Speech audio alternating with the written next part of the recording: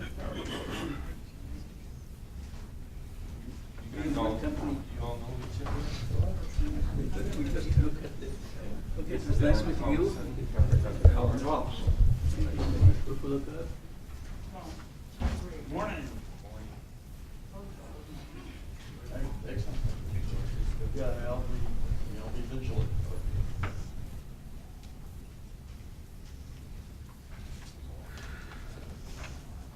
Okay, I had profound thoughts to express today, but I'm going to wait until 11 o'clock before I give them, because I think people are going to straggle in here, and so I'll wait on that. So what will I say now?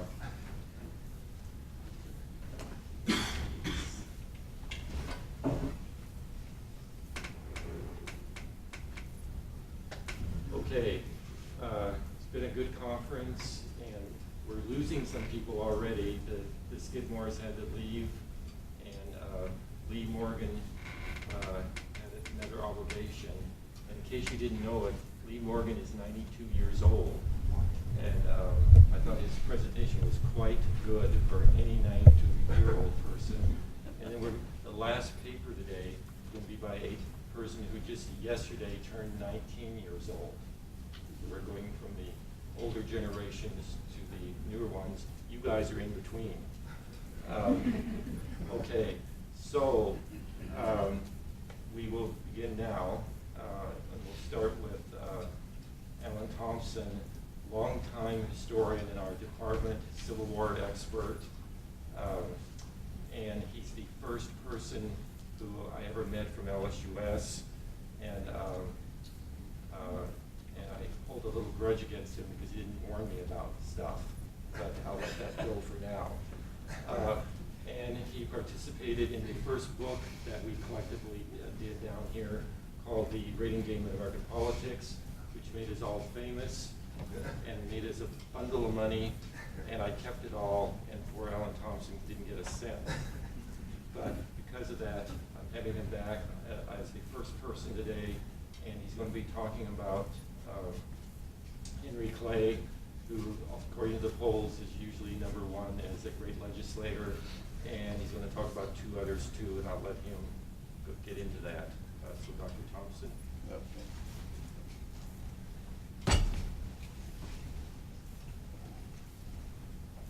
Do you want me to pass these out? Would you like me to pass these out? I'll do that. Alan brought handouts, 2 of them, partly colored.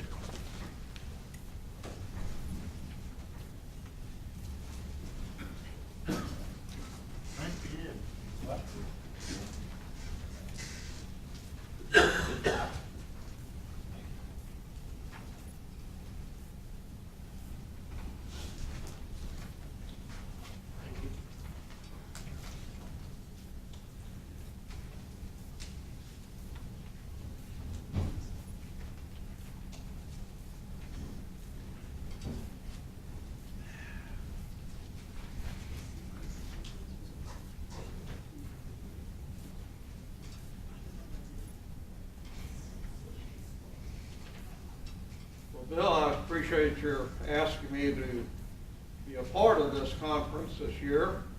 Over the years, as Bill said, I have been involved in a number of his projects, like the rating game on the American presidents, and then there was one called Grassroots Constitutionalism, where we took Shreveport as a example of various issues that ended up in the federal court system, sometimes the Supreme Court.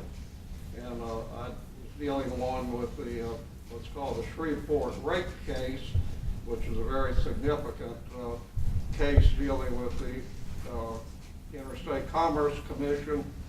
Texas, of course, thinks it's an independent nation, and they were running their own rating system about freight rates, and Shreveport said you can't do that, and and the Supreme Court agreed with Shreveport.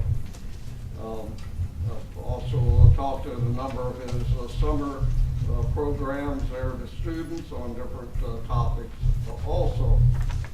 So I've known Bill ever since he came here. I think I was the first person in Shreveport to ever meet him. Picked him up at the airport when he came in for the interview, and we were impressed by him very much. And of course, he's been quite an important part of this university and its development. My topic today is entitled Compromising for the Union. Senators Henry Clay and Stephen A. Douglas in the Compromise of 1850 and the Kansas-Nebraska Act of 1854. One of the ideas in this paper is that where people grow up and develop influences what they think and what they do. Of course, that's a pretty common concept.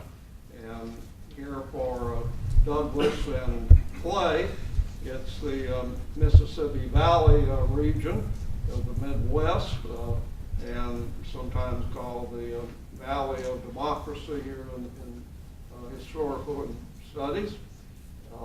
And it's a region of both Northerners and Southerners. So as a politician, you're going to have to walk a fine line in dealing with both Northern views and Southern views about things like slavery and states' rights and many other issues like that. Clay was from Virginia originally, born in 1777, right at during the American Revolution, and ended up in Kentucky about 20 years later, which had been part of Virginia originally, and settled in Lexington, which eventually became the state capital there for Kentucky. And of course, he got involved in local politics, and at one point I think he even got involved with Aaron Burr when he wandered through the area on his different schemes and all that he had all over the western territories. He became well-to-do and had 11 children, and one daughter married a man, and they ended up in New Orleans. So there is a little tie there with Clay in New Orleans. He's always coming down to New Orleans to visit his daughter and son-in-law. And that family in New Orleans even owned a plantation up here in northwest Louisiana on the Red River north of Shreveport. So there's a kind of a tie there. On Stephen Douglas, he's from Vermont, a much younger man than Clay. He was born in 1813, so you can see a big difference in ages. And it comes over to Illinois later on, about 20 years later, and settles up around Chicago, and most of his connections are in Chicago region. Douglas is an ambitious young man and soon gets into the Illinois legislature and meets Abraham Lincoln, and even courts Mary Todd. So Lincoln and Mary and Douglas, of course, quite opposites. Here's Lincoln over about 6'4", and Douglas 5'4", and so it's an interesting thing there who Mary Todd married there. Lincoln's from Kentucky originally and moved to Illinois, and he was a poor boy, and she was from a plantation, a slave-owning family there in Kentucky. Even Douglas had a wife from Mississippi, and who owned a slave plantation in Mississippi. So Douglas always had an interest in the conditions of the South and all. So there's a lot of variety here in these two men, but again, they all tie into the Midwest. one of the other reason why I'm interested in this topic is that's my background. My parents were both from, my mother was from Kentucky, my father was from Illinois, southern Illinois. His family was from Virginia originally, before the Civil War, and the Kentucky family actually were German and came to the United States after the Civil War, and then moved to southern Illinois. Okay, getting into the paper now. As I said about the background of these two men, I think it plays a big part in both of these topics here about the Compromise of 1850 and the Kansas-Nebraska Act, and I gave handouts on both of those, and that might help you as we go through some of these things in a rather rapid manner.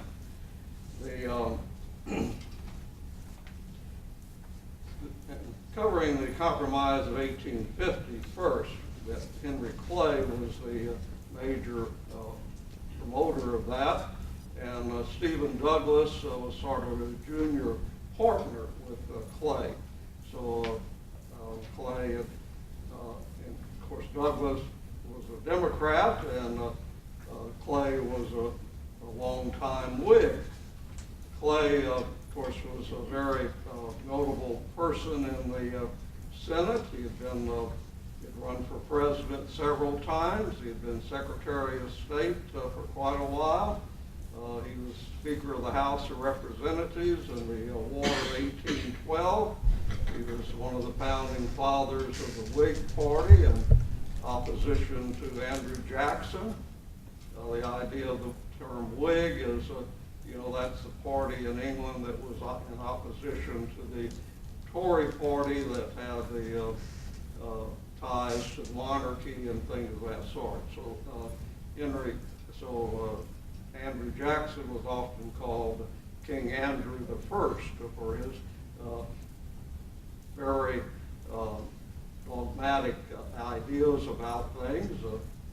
Just as an aside, when you see Donald Trump on TV sometime in the White House, in the background you see a picture of Andrew Jackson. He's Trump's kind of guy, out there stirring things up. So,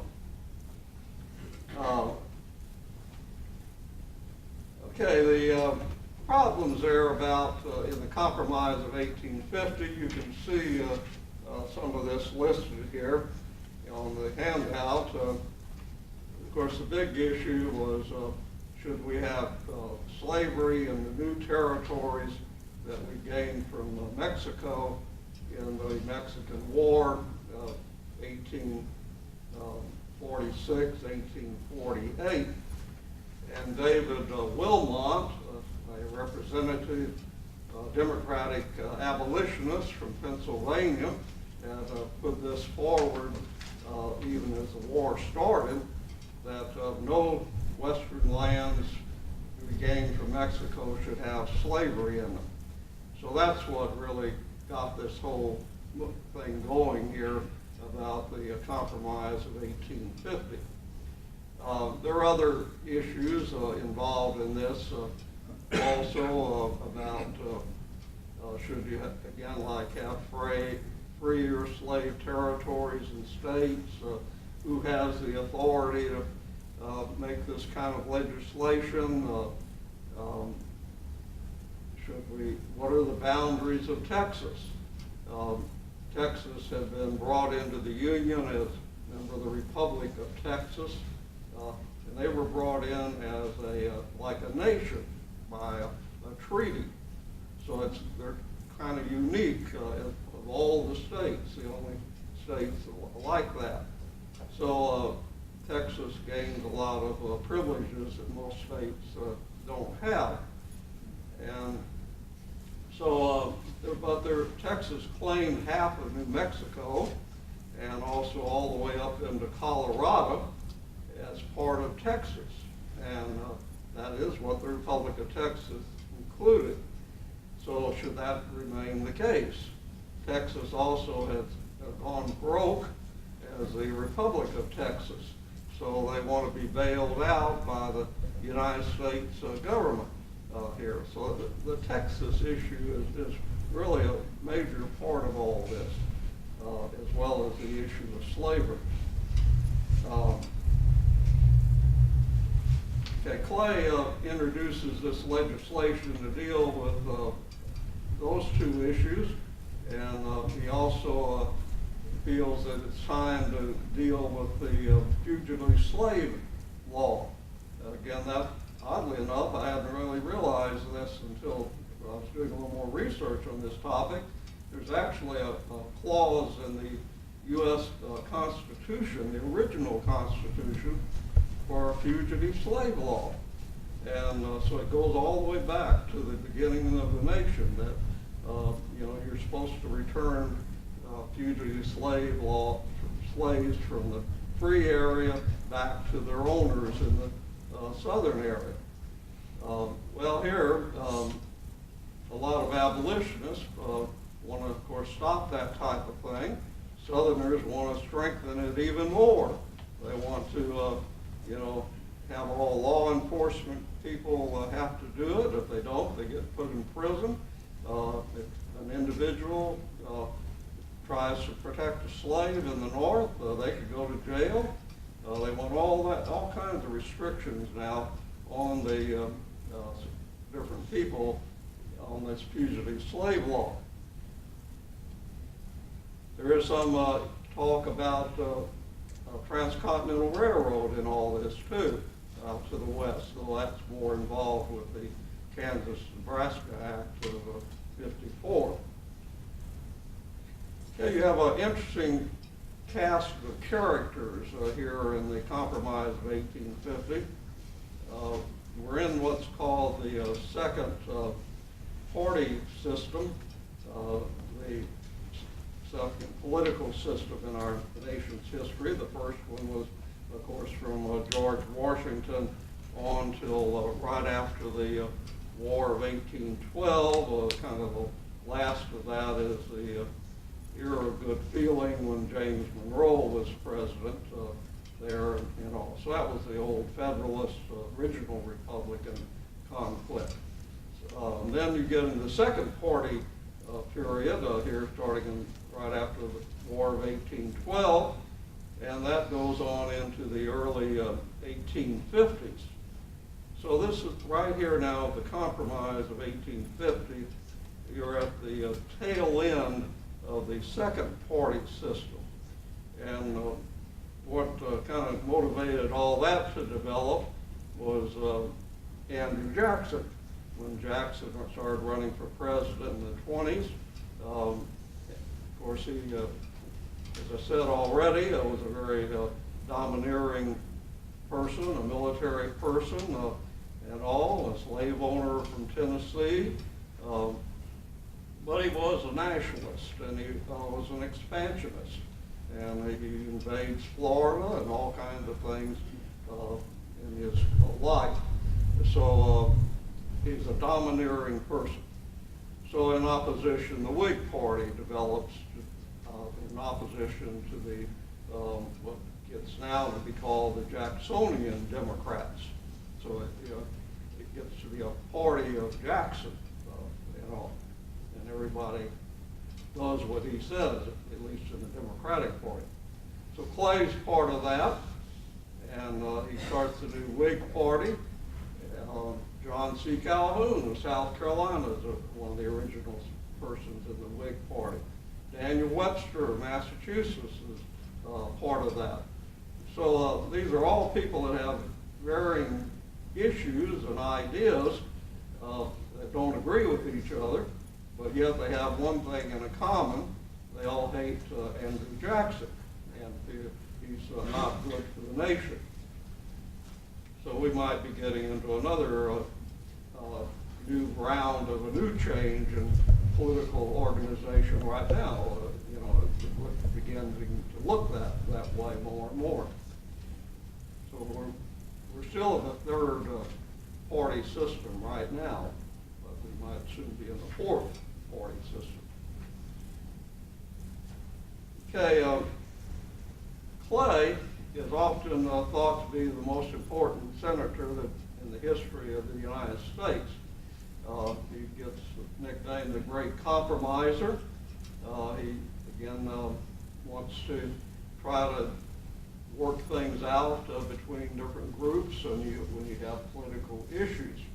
And he, of course, was first known for that back in the compromise of the Missouri Compromise in 1820, which was dealt with the slavery issue.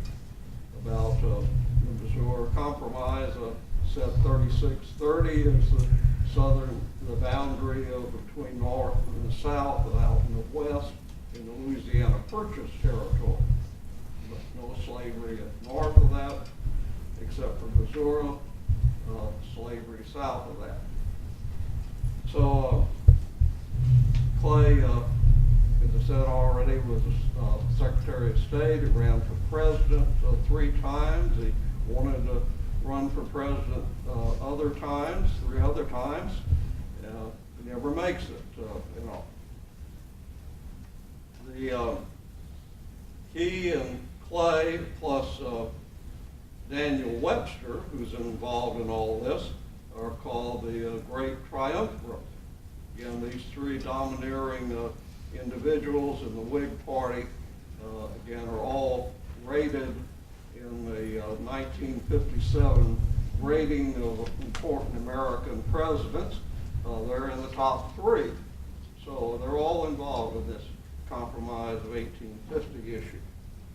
Daniel Webster from Massachusetts had also been a Secretary of State, tried to run for president a couple times, never made it, just like Clay and all. Of course, Calhoun's from South Carolina, originally very much a nationalist. Jackson's first vice president. Of course, he breaks with Jackson over what's called the Eaton affair, and then, of course, the nullification controversy in the middle of the 1830s about states' rights over tariff issues. And Jackson threatens to hang him from a sour apple tree, I believe, and all there, or something like that, and all. So, again, very important men. That 57 rating also included Robert Taft and Robert La Follette Sr. in the top 5, and the person that led that study and all was Senator John Kennedy. John Kennedy was somewhat of a historian, profiles in courage and all that he wrote, and so he was the one that did that. There was a second one by the Senate in the year 2000, and a couple more people were added to the list at that time. But Clay and Webster and Calhoun are still in the list even now. How long Calhoun will last, I don't know on this, as political correctness enters into the picture. Okay, Zachary Taylor is the president during this. He had been a war hero, and the Whigs nominated him for president here after the Mexican War. Zachary Taylor was originally from Virginia, but he claimed Louisiana as his home because his wife was from Louisiana. So as an Army person, he was always moving around. And so he is a slave owner, but he's a slave owner that doesn't believe in slavery. Really his wife's the slave owner, not him. So Zachary Taylor does not want any slavery in the West, in these new lands we gained from Mexico.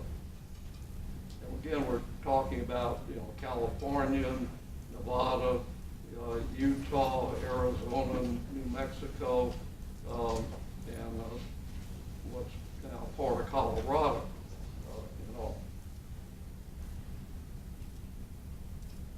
Millard Taylor will die partway through the debate over the Compromise of 1850, and that, in a sense, that was a good thing, because his being so dogmatic about ending slavery or not having slavery in the West, that was hindering anything happening. You know, the Southerners just wouldn't go with anything if they did that. Another thing that was hindering its development was Clay. Clay wanted to have a single package, what was called the omnibus bill, and everything was to be tied up together. Well, that's not logical, and finally Clay realizes that, and puts Stephen Douglas in charge of developing 5 bills and deal with 5 pieces of legislation in order, and that's a more reasonable way to handle the whole thing. So Douglas, being only 39 years old, Clay was 73. You know, Douglas has much more energy than Clay did. Plus, Clay was dying of tuberculosis at this time, and will die soon after the Compromise of 1850. So Douglas now, this is where he reaches his notice as a politician. He's the one that ramrods the Compromise of 1850 through Congress.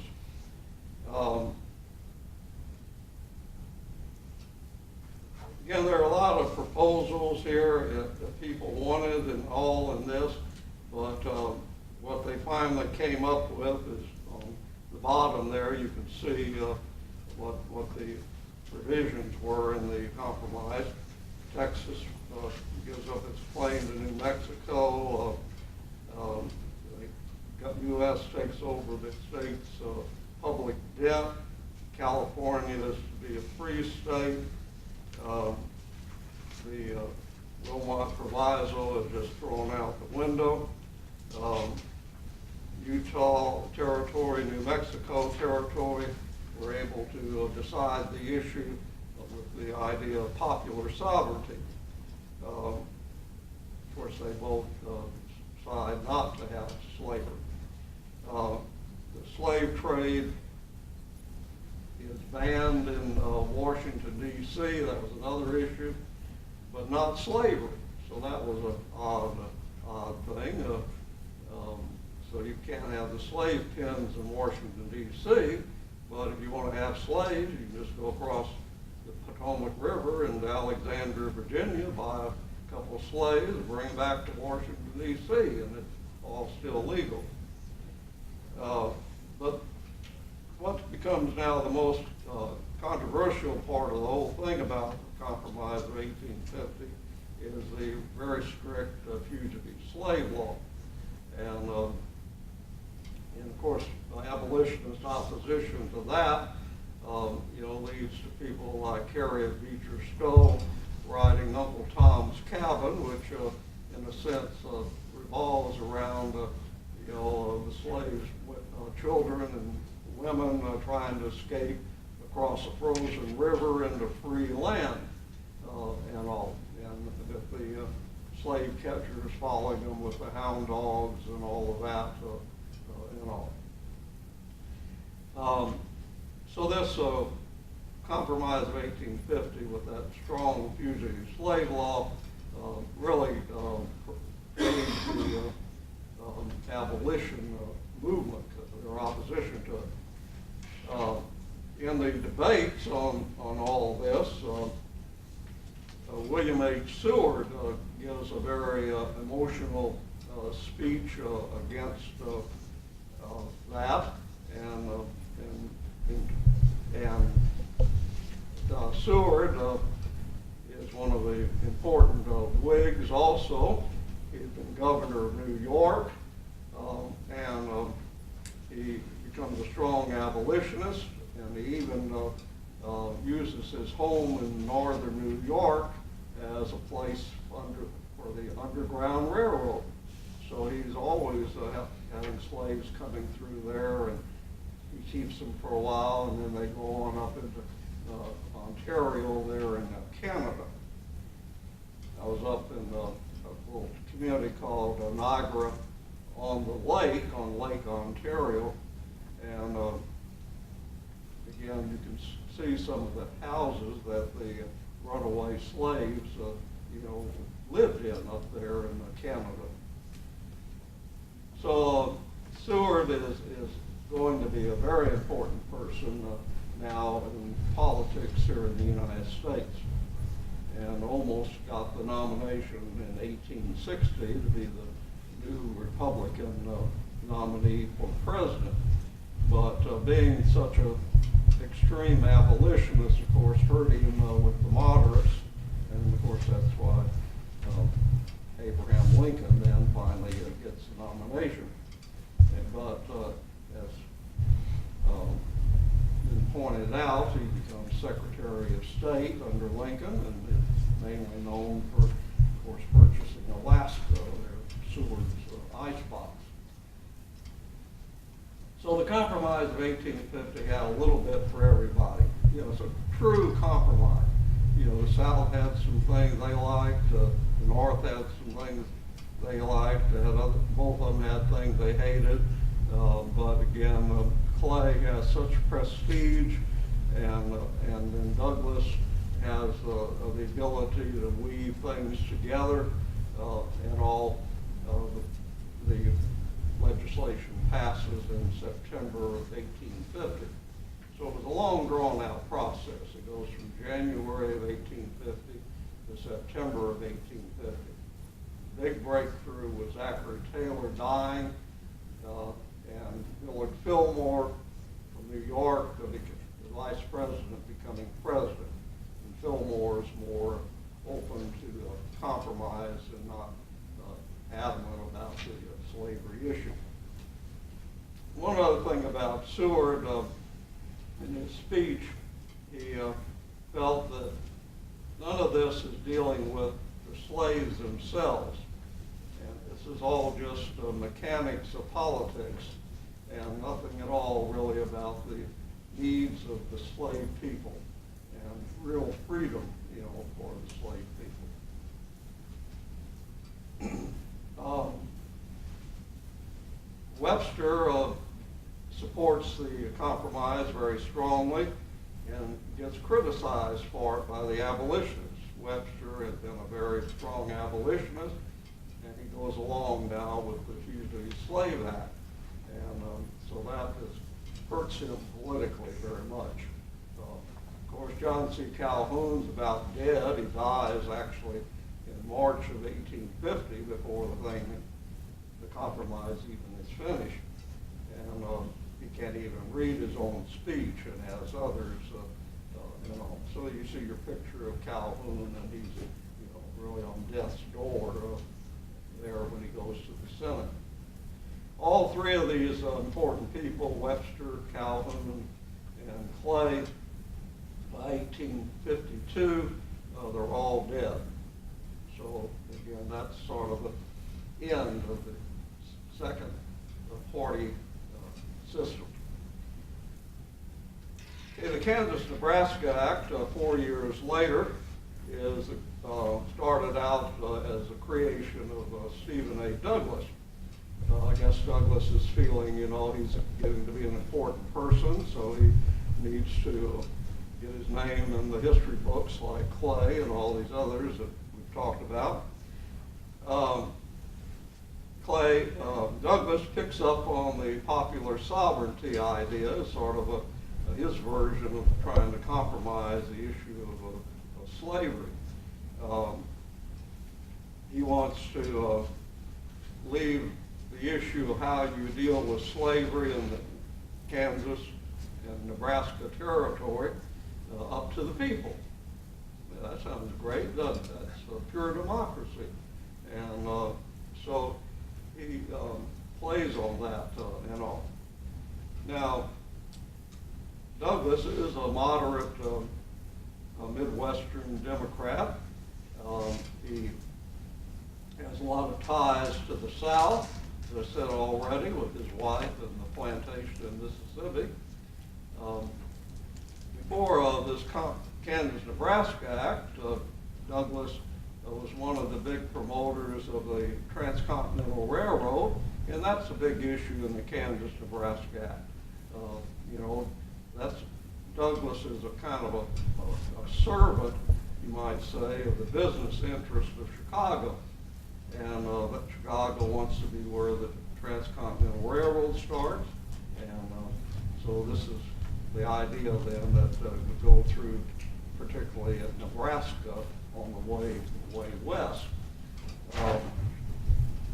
Now, to get that legislation passed, which is known as the Land Grant Railroad legislation, that causes Douglas to have to do something about railroads in the South too. So he promotes a railroad from Mobile, Alabama, up to Cairo, Illinois, in southern Illinois, called the Mobile and Ohio Railroad, which is going to be tied in then with the Illinois Central Railroad, which will go from Chicago down to Cairo and all. So the first two land grant railroads in U.S. history are the Illinois Central and the Mobile and Ohio. Now, most people don't know that. You know, everybody, they think of what? The Transcontinental Railroad, Union Pacific and Central Pacific. But it's back here before the Civil War.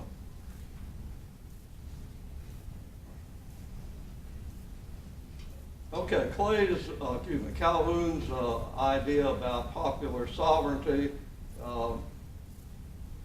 doesn't seem to make much progress right at first. The big criticism of it is, well, this land is north of the Missouri Compromise line.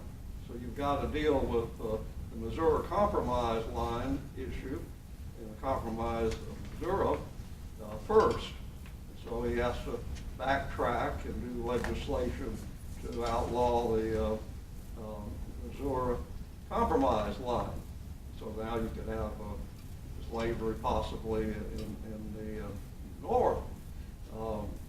So Calhoun is more and more having to leave his Midwestern Democratic roots and play up to the Southerners. So like in Mobile. And you see a man's picture here that you probably have never seen before in your life, Philip Phillips. And Philip Phillips was a Southern Democrat out of Mobile, and he's a member of the House of Representatives. He's also a Jewish immigrant. And he then is one of the people Calhoun Douglas has to work with. And another one that you probably know at least the name, Alexander H. Stephens, was an important Democrat from Georgia, a Whig, and a good friend of Abraham Lincoln. So he has to play up to these important Southerners. Another one from Mississippi is Henry Foote, that was a senator. So this gets to be almost just a Southern piece of legislation. Alexander H. Stephens is the ramrod in the Senate. He's the one that leads all the debates and all the mechanics of getting this piece of legislation through. And so Douglas is able to get, again, moderate Democrats in the North and all kinds of Southern politicians, Whig and Democratic both in the South, to go along with this, and eventually the legislation passes there in 1854. Again, popular sovereignty is part of all this, and of course that really causes, the big problem after the legislation, what gets to be nicknamed Bleeding Kansas, where, to determine whether you're going to be a slave territory or a free territory, it's how many votes you get among the people. Well, so pro-slavery Southerners move into Kansas, anti-slavery Northerners move into Kansas, and everybody starts following their God-given rights to kill each other and here in all this. So democracy ends up in chaos there in Kansas. John Brown, of course, gets involved in that, as an abolitionist, and then later, of course, at Harper's Ferry. So it's a very tragic situation there in Kansas. As a result of all this, the Whig Party collapses. The Democratic Party breaks up into two different political parties, a northern moderate group and the very extreme states' rights southern group. People that have been Whigs, most of them ended up in this new Republican Party that develops after this. And even northern Democrats that were abolitionists get involved in this new party. So Abraham Lincoln switches from being a Whig to a Republican. As I said, that's a very common thing here. William Seward shifts, Charles Sumner shifts, all the new important people of the time shift. Poor Douglas is kind of out on a limb now. He's, in a sense, ruined himself here in the Kansas-Nebraska situation and bleeding Kansas and his idea of popular sovereignty. Things even get worse for the nation when you get the Dred Scott decision in the U.S. Supreme Court, where that pretty much opens up slavery anywhere in the North. Then, of course, the idea was that the issue was, if you bring a slave into free territory, does that make a slave free? And the court rules no. He's still a slave. So theoretically now, all your slaves could move into the North and slavery develop in the North too. So you don't have the Missouri Compromise anymore and all. So it pretty much counteracts the Fugitive Slave Act. All the new presidents in the 1850s are moderate Northern Democrats, Franklin Pierce and James Buchanan, and they take orders basically from the Southern political forces. The head of the Supreme Court is a Southerner, Roger Taney, and one of the other judges I know of, John Campbell, was from Mobile, Alabama, and he was in the Supreme Court at the time, and the majority of the members of the Supreme Court were Southerners. So once you get, your ideas dominate in the Supreme Court, goes your way on everything. So one thing after another, and the Brooks-Sumner affair is an interesting episode there in the U.S. Senate, where a member of the House of Representatives, Preston Brooks, comes into the Senate chamber and starts beating up and almost killing Charles Sumner, a Republican abolitionist. People in the Senate and the House now are carrying guns into their chambers. So, it's now what the chaos that you had in Kansas is right there in the U.S. Capitol building and all.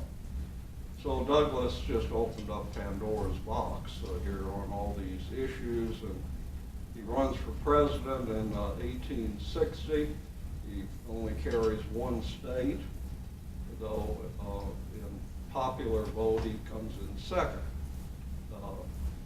Lincoln carries all the northern states and gets all the popular vote of the northern states. It's illegal in the South to vote for Abraham Lincoln. You couldn't even do it if you wanted to. And if I saw that you did do it, you could be put in jail. So two other candidates, John Breckinridge, the Southern Democratic Vice President. He's a Southern Democratic candidate and carries all the southern states. And then there's John Bell, Senator for former Whig from Tennessee, who comes in fourth in all this in the Constitutional Union Party. So the Compromise of 1850 placates everybody for a while, but it doesn't last long, from 1850 to 1854, and then all hell starts breaking loose from that point on.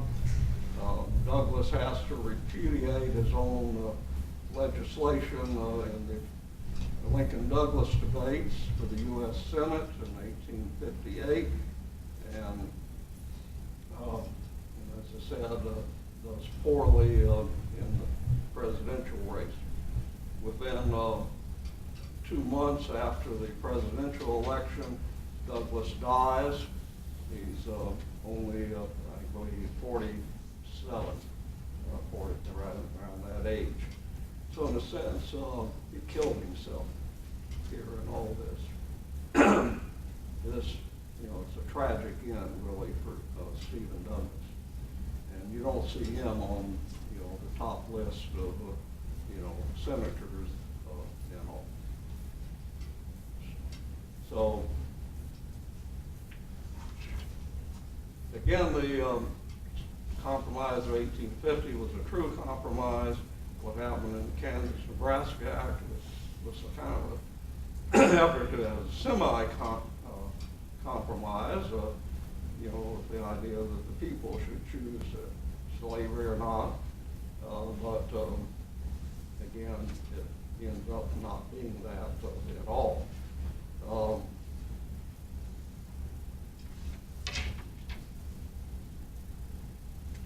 Oddly enough, though, the Kansas-Nebraska Act is considered a more important piece of legislation than the Compromise of 1850, because again, it's not that it did anything positive, it just the first shot of the Civil War. It really set in motion all of the tragic things that happened, so it's significant in that factor. Now, it's a good piece of legislation, but again, what's important, what happened as a result of it. Compromise 1850 is a pure compromise type thing that people in the Senate like to have whenever they can get it, and which is very hard to do even now. Clay is an honored person. Douglas ends up not being an honored person. They both, again, as I say, are creatures of the Midwest. They try to moderate things. Of course, the most noted moderated person in all this is going to be Abraham Lincoln. So again, poor man from Kentucky that ends up in Illinois, and very little education, and by his wits and intelligence, becomes president of the United States, and is usually considered the most important president we've ever had in the United States history. It's interesting that we have a Lincoln Conference here in a deep South state like this. I've wondered how it's ever happened, other than Bill likes Lincoln and they end up here and all, but again, it gives a whole different view of things politically to have a Lincoln Conference here in the deep South, very right-wing political area. So, thank you very much.